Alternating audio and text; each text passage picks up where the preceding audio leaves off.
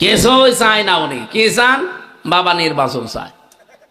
নির্বাচন আমি দিয়ে করবো কি? ওই তো আবার ওই আগের ভোট, দিনের ভোট রাতে হয়ে যাবে। এই কথা বলছে না কেন?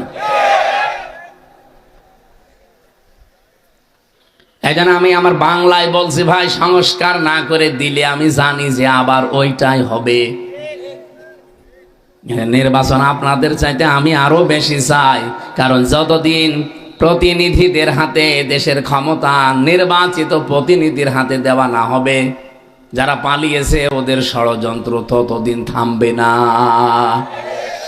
কারণ ওরা বিশাল একটা ধাক্কা খেয়েছে, ওরা জীবনে কল্পনাও করে না এরকম হোঁচট খাবো। বাইরের দেশগুলো দেশে গোপনে গোপনে একটু দেখা করে দোয়া চাওয়ার জন্য বললাম, ওই যে দেখা হয়, আমার কাছে দোয়া চেন না, শেষে বদদোয়া বেরিয়ে যাবে। কারণ আমি নিজে ভিকটিম। 3টা বছর আমার সাথে যা করেছেন